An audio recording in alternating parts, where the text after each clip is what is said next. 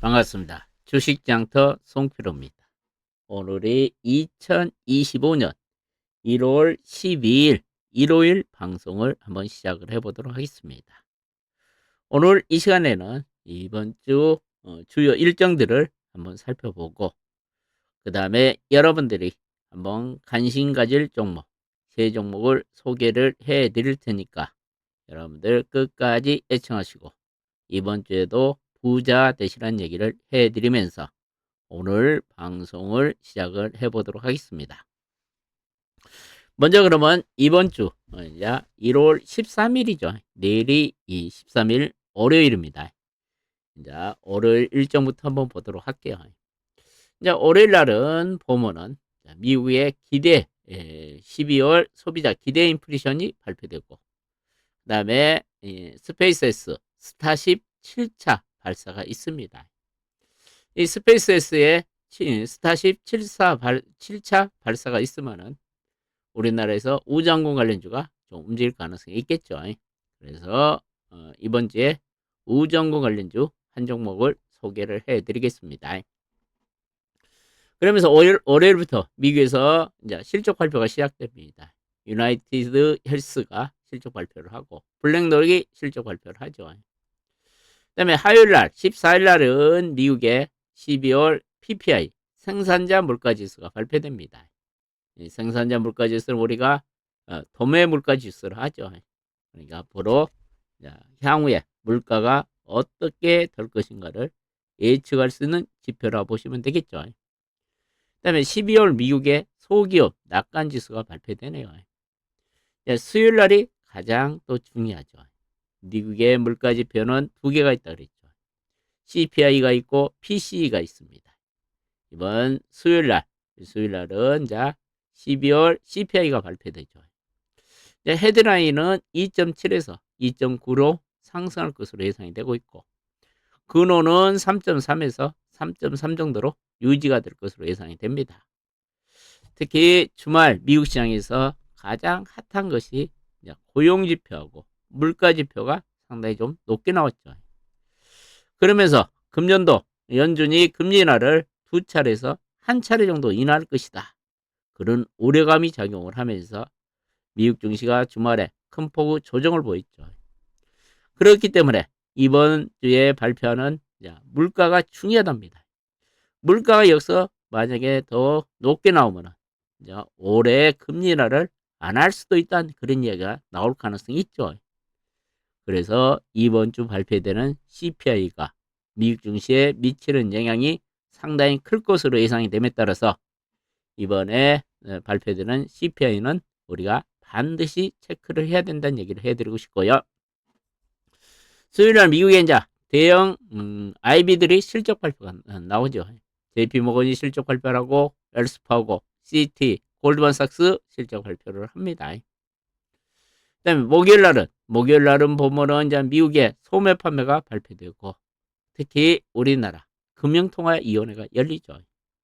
지금 우리나라 내수 경기가 상당히 안 좋고 정치적으로 불안하기 때문에 이번에 한국은행이 기준금리를 0.25% 인하하지 않을까 그렇게 생각을 합니다. 특히 우리나라 지금 기준금리는 3.3%죠. 여기서 0.25 정도 인하할 것으로 예상이 되고 있고, 그다음에 목요일날 뱅크 오브 아메리카, 모건스탠리, 그다음에 대만의 TSMC 실적 발표가 있다는 것을 말씀드리고요. 금요일날은 중국에서 실물 경제 지표가 발표됩니다. 12월 산업생산, 소매 판매, 실업률, 중국의 4분기 GDP가 발표되죠. 미국에서는 12월 산업생산이 발표됩니다. 특히 이번 주에는 이와 같이 중요한 지표들이 상당히 지금 많이 발표되기 때문에 주식시장에 미치는 영향은 좀 있지 않을까 그렇게 생각을 합니다. 그러면 우리 증시가 이번 주에 어떻게 움직일 것인가가 상당히 중요하겠죠. 연초부터 우리 증시는 계속 상승을 보였죠. 최근에 보면 1월 2일 날 우리 증시가 2386포인트에서 2535포인트까지 이번 주 한 6.2%, 150포인트 정도 상승을 했습니다. 그러면 우리 증시가 좀 단기에 좀 상승하면서 세계 증시에서 가장 높은 상승률을 보이고 있죠. 근데 최근에 증시가 좀 주춤하고 있죠. 지금 글로벌 증시 흐름이 좀 안 좋고, 또 우리 증시에서 보면 수급이 그렇게 썩 좋지가 않죠. 지금 내가 보면은 우리 증시가 지금 여기서 한 차례 내버려 그렇게 더 상승을 하기 위해서는 예군들의 수급이 좀 들어와야 될, 예군 수급이 좀 들어와 줘야지만이 한 차례 더 상승하지 않을까 그렇게 생각을 합니다.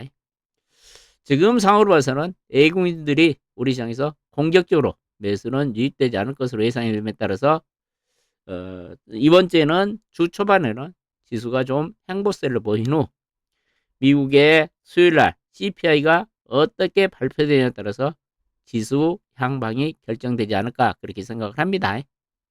이번 주에는 지수가 좀 보면은 행보 내지 행보를 볼 가능성이 있기 때문에 시장에 적극적인 참여보다는 약간 보수적으로 접근하는 전략이 좋아 보인다는 얘기를 해드리고요. 특히 이제 우리나라도 지난주부터 실적 시즌이 시작됐죠. 그다음에 미국도 이제 이번 주부터 본격적으로 실적 시즌이 시작됩니다. 그래서 이제 시장의 중심은 상당히 실적 쪽에 이제 무게 중심에 실려 있죠.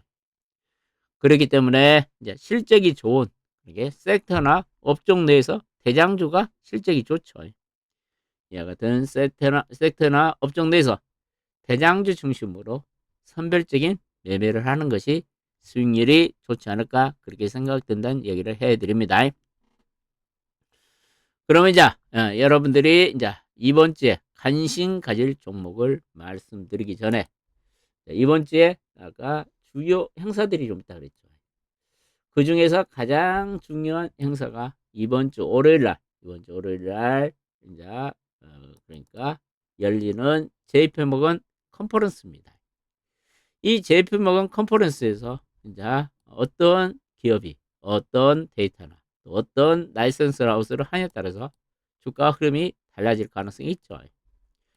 그렇기 때문에 이번 주에 열리는 JP모건 컨퍼런스에 대해서 간단하게 좀 먼저 말씀을 드리고 여러분들이 이번 주에 관심 가질 종목 세 종목을 말씀드리도록 하겠습니다. 크로스 리서치에서 나오는 JP모건 보고서를 간단하게 좀 소개를 해드리겠습니다. JP모건 헬스케어 컨퍼런스는 매년 1월 달에 열리죠. 1월 달에 미국의 샌프란시스코에서 열리는데 제약 바이오 행사 중에서 가장 큰 행사입니다. 그러면서 글로벌 제약 바이오 기업들이 이제 여러 가지 임상 데이터도 발표하고 여러 교류를 통해서 또 라이센스아웃 그리고 파트너십을 계약을 체결하는 대형 이벤트죠. 그래서 우리나라 기업들도 많은 기업들이 참석을 하고 있습니다. 근데 JP모건 헬스케어 컨퍼런스에 그러니까 우리나라 기업이 참여하고 싶어서 참여할 수 있는 것이 아닙니다. 어느 정도 일정한 기준을 가지고 있는 그러니까 어느 정도 기술력이 있어야 되겠죠. 그런 기업들만 선별적으로 참석을 할 수 있습니다. 그러니까 우리가 이번에 JP모건 헬스케어 컨퍼런스에 참석하는 기업들에 대해서 지속적인 관심을 가져야 되겠죠. 이제 이번에 이제 JP모건 헬스케어 컨퍼런스에서 가장 중요한 키워드는 트럼프 이기지 행정부겠죠. 다음 주 월요일 날 그러니까 1월 20일 날 트럼프 대통령이 취임을 하죠. 그러면 이제 트럼프 2기 행정부가 들어서면은 바이오 쪽에 어떤 정책을 펼 것인가가 이제 중요한 토의 그렇게 키워드가 되겠죠. 그러면서 이제 예상되는 이야기들은 이제 트럼프 2기 행정부가 들어서면은 헬스케어 쪽에 규제를 완화시킬 가능성이 있다. 그러면서 M&A가 확대가 기대된다는 전문가들이 예측을 하고 있습니다. 그다음에 미국의 약가가 비싸다는 얘기가 많이 나오죠. 그러면 약가 인하 정책을 실시할 것이다. 여러분들 약가 인하 정책을 실시하면 가장 수혜가 뭡니까? 바이오시밀러죠. 우리나라 바이오시밀러 가장 대표적인 것이 셀트론이죠. 셀트론도 제가 보면은 이번 주에 움직일 가능성이 있습니다. 셀트론 같은 경우도 계속 여러분들이 한번 관심 가져야 되지 않을까 그렇게 생각을 합니다. 그다음 미국의 생물보안법에 대해서 또 논의가 될 것으로 예상이 됩니다. 작년 연말에 생물보안법이 미국의 의회를 통과될 것을 우리가 좀 기대를 했죠. 근데 중국에서 노비를 엄청나게 하면서 생물보안법 통과가 작년에 지연됐죠. 그러면 트럼프 정부가 들어서면은 이번에 또 생물보안법이 통과될 것으로 예상이 되고 있습니다. 우리나라 생물보안법 그러면은 여러분들 삼성바이오로스, 바이넥스, 그다음에 에스트팜, 셀트리온이 가장 대표적인 종목들이죠. 이런 종목들이 또 이 생물보안법 이야기가 나오면은 또 강하게 상승할 가능성이 있겠죠. 그 다음에 두 번째로 이제 이번 JPMorgan 컨퍼런스에서 중요한 키워드는 ADC 쪽입니다. 항체 약물 접합제죠. 항체 약물 접합제를 우리가 ADC다 그러죠. ADC 쪽에 가장 우리나라에서 앞서고 있는 기업이 니가캔바이오죠. 니가캔바이오죠. 최근 니가캔바이오 같은 경우는 삼성바이오로스하고 이제 ADC 쪽에 협력을 해가지고 신약 개발에 나선다는 이야기가 계속 나오고 있죠. 이 ADC라는 것이 최근에 이제 각광을 받는 이유가 그거죠. 여러분들 우리가 몇 년 전만 해도 항암 치료를 받으면은 우리가 항암 치료에 대한 부작용이 많았죠. 그 이유가 뭡니까? 그 항암제가 우리 몸에 있는 정상세포를 공략을 하니까 탈모 현상이 나오고 살이 빠지고 여러 가지 잠이 안 오고 여러 부작용들이 많이 생겼죠. 이 ADC를 통해서 향체 약물 접합체를 통해서 신약을 개발하면요. 이 항암제가 우리 몸에 있는 정상세포를 공격을 하지 않고 암세포만 공략을 한다는 얘기죠. 그러니까 이 암세포만 공략을 하니까 우리 몸의 항암 치료제가 부작용이 많이 줄어들었죠. 그렇기 때문에 ADC가 시장에서 각광을 받고 있습니다. 이와 같이 ADC가 부각되면은 니가캔바이오도 또 관심을 받을 가능성이 있겠죠. 그 다음에 이번에 세 번째로 이제 JP모건에서 가장 또 키워드가 될 것은 비만 치료제죠. 비만 치료제 관련주들은 상당히 많이 올랐죠. GLP-1이 이제 비만 치료제에서 당뇨까지 계속 지금 확대되고 있죠. 적응증이요. 그러면서 최근 심혈관까지 그 다음에 치매까지 이와 같이 새로운 적응증이 확대되고 있다는 얘기죠. 이 적응증이 확대된다는 말이 무슨 말이냐면요.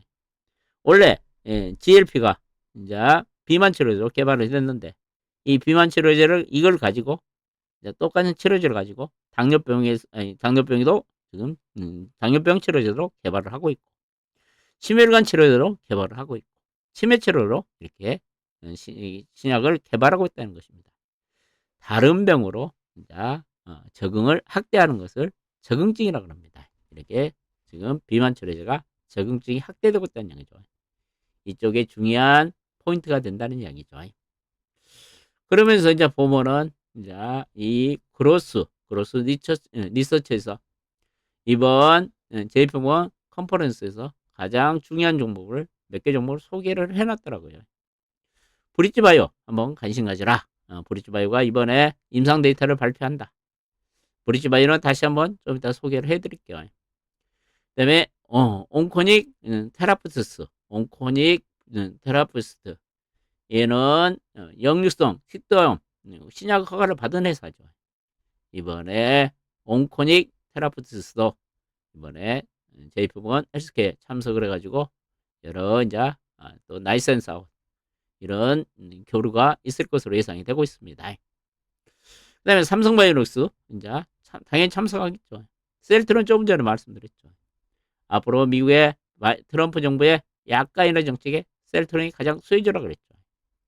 D&D 파마 때 이것은 비만 치료제죠. 이런 종목들이 좀 각광을 받을 가능성이 있다는 얘기네요. 브릿지바이오 테라푸트스, 온코닉 테라푸티스, 그 다음에 삼성바이오로스, 셀트론, D&D 파마테 이런 종목들을 이야기를 했네요.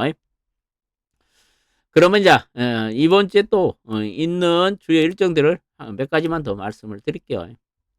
제가 보면은 이제 이번 주에 또 있는 일정 중에 이제 보면은 아까 말한 일론 머스크가 스타쉽을 발사를 한다 그랬죠. 이제 우리나라 시간도 14일 새벽입니다. 새벽에 발사를 할 겁니다. 일론 머스크가 스페이스X 스타쉽 7차 발사를 한다는 얘기죠. 자, 스타쉽이란 건 뭡니까? 엄청난 크기. 이것이 길이가 161m가 되죠. 이것이 여기에다가 이제 인간들을 태워가지고 우주 여행을 하고 그다음에 화성으로 이제 이주를 시킨다는 얘기죠. 그만큼 대형 발사체라는 얘기죠. 이 발사체를 이제 7번째 발사를 한다는 얘기죠. 한국 시간도 1월 14일 날 발사를 한답니다. 그럼 이 이제 우주원 관련주가 또 이것이 발사에 성공하면 일론 머스크가 그 우주항공 관련 쪽에 또 발언이 나오면은 우주항공 관련주가 좀 움직이지 않을까 좀 그렇게 생각을 해봅니다. 그 다음에 여러분들한테 제가 금요일 날 아침 방송을 하면서 그런 이야기를 했죠.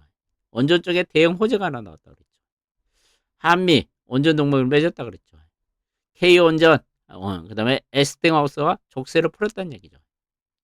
그러면서 한손하고 에스팅하우스가 지식재산권 문제를 조만간 해결했다고 발표한다는 얘기가 나옵니다.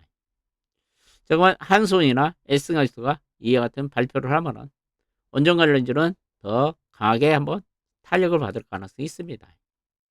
그래서 여러분들이 이번 주에도 원전 관련주 계속 한번 관심 가져야 되지 않을까 그렇게 생각을 합니다. 그러면 여러분들이 이제 이번 주에 첫 번째로 한번 관심 가질 종목을 말씀을 드리면요. 제가 가장 먼저 말씀드리고 싶은 종목은 제가 보면은 원전 관련 중에서 두산 LPT를 한번 이야기를 해드리고 싶네요. 두산 LPT를요. 우리나라 내가 보면은 두산 LPT가 가장 대장주가 되지 않을까 그렇게 생각합니다. 두산 LPT는 대형 원전도 하고 소형 원전, SMR 소형 원전도 하죠. 여기에다가 이제 복합 가스 발전소, 터빈까지 하고 있는 업체라고 보시면 되겠죠. 그러면서 이제 금년 3월에 체코 원전 이제 본계약이 체결을 앞두고 있죠. 그 다음에 최근에 보면은 미국의 소형 원전사들의 그 원전 수주가 계속 이어지고 있죠. 그 다음에 이제 우리나라 원전 발전에 가장 걸림돌이었던 에스팅하우스하고 이제 한손이 이제 지식재산권 문제를 해결했다는 얘기가 들리고 있죠. 그렇기 때문에 이제 세계 원전 시장에 미국과 공동 진출하기로 팀을 구성했다는 얘기가 들리고 있습니다. 미국하고 우리나라가 해외 원전에 적극적으로 진출하면 가장 수혜로 볼 수 있는 것이 두산 LPT가 되지 않을까 그렇게 생각을 합니다. 특히 이제 원전은 제가 보면은 이제 세계 각국이 원전 쪽에 지금 부활을 하고 있죠. 앞으로 데이터센터에 급증하는 전력을 충족시킬 수 있는 에너지원은 원전밖에 없습니다. 원전이 제가 보면은 계속 움직일 가능성이 있기 때문에 여러분들이 제가 보면 두산 LPT 한번 관심 가져보시면 어쩔까 그렇게 생각을 합니다. 제가 여러분들한테 원전을 이제 지난해에도 추천드리면서 계속 대장주를 맞춰줬죠. 지난 봄 같은 경우는 우리 기술 가지고 여러분들한테 대박을 내줬고, 그다음에 또 연말에는 제가 BHI 가지고 여러분들한테 큰 수익을 줬죠. 제가 보면 이번에는 이제 원전 관련 중에서는 두산 LPT가 대장주가 되지 않을까 그렇게 생각을 합니다. 그러니까 여러분들이 두산 LPT 한번 관심 가져도 되지 않을까 그렇게 생각을 합니다. 막 급등하면 추격 매수하지 마시고 밀릴 때마다 좀 매수하시면 좋은 결과가 있지 않을까 그렇게 생각한다는 얘기를 해드립니다. 두 번째로 한번 관심 가질 종목은 아까 말한 JP모건 헬스케어 컨퍼런스가 열리죠. 저는 대형주를 좋아하시는 분들은 저는 셀트론을 사시면 괜찮을 것 같은 생각이 듭니다. 여러분들이 대형주 이런 셀트론 같은 걸 사라면은 약간 싫어하죠. 이런 건 좀 마음이 편하죠. 셀트론 같은 경우는 주주하는 책도 실시하고 그 다음에 CD모 사업도 한다고 지금 발표를 했죠.